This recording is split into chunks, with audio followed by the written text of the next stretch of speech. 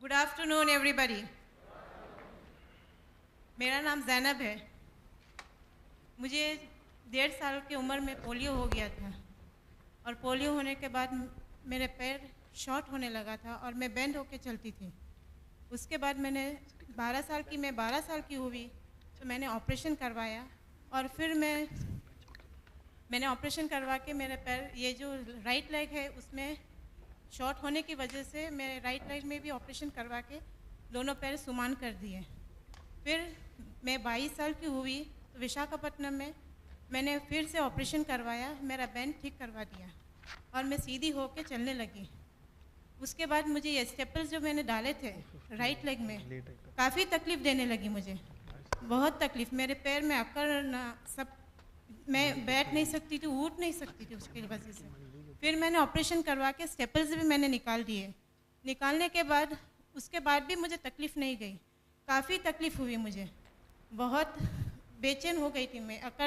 मेरे पैर काफ़ी अकड़ जाते थे, बहुत। मैं बैठती थी तो उठ नहीं सकती थी।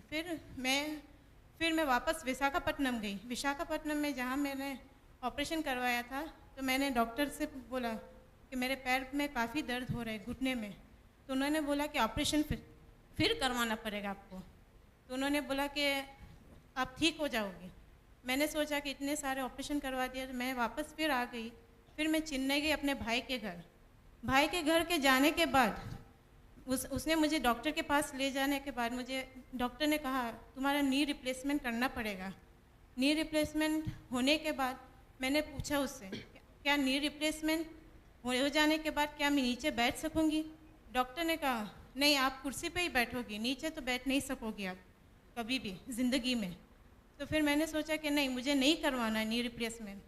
फिर मैं वापस आ गई सिकंदराबाद यहाँ पे। फिर आके मैं मस्जिद जा रही थी, तो मस्जिद जाने के बाद मैं ऊपर सीढ़ियाँ चढ़ रही थी।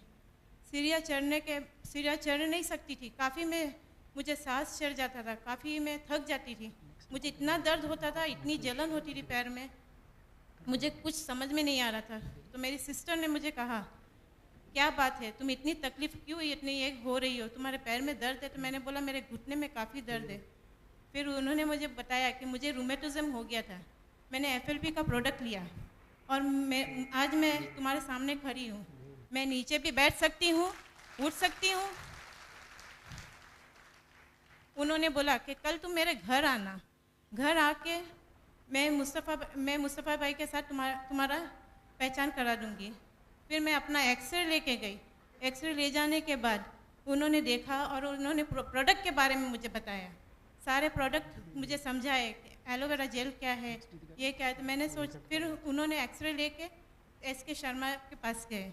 उनके पास जाके मेरी बात करवाई फ़ोन पे मैंने बात किया उनसे। उन्होंने प्रोडक्ट के बारे में सारी जानकारी दी। उन्होंने मुझे कॉन्फिडेंस दिलाया कि आप ठीक हो जाओगे। तो मैंने स्टार्ट किया, एलोवेरा जेल से स्टार्ट किया मैंने। फ्रीडम लिया, फिर गार्लिक थिम ली मैंने, आर्टिक सी ली मैंने, नेचर ये लिया मैंने, टैबलेट लिया उसका भी, और RG+ लिया मैंने। उससे काफ़ी मुझे 10 दिन में फ़र्क हो गया। उससे काफ़ी मेरी अकड़ निकल गई।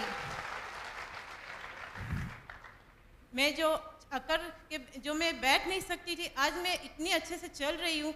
मेरे घुटने में दर्द नहीं है आज। मैं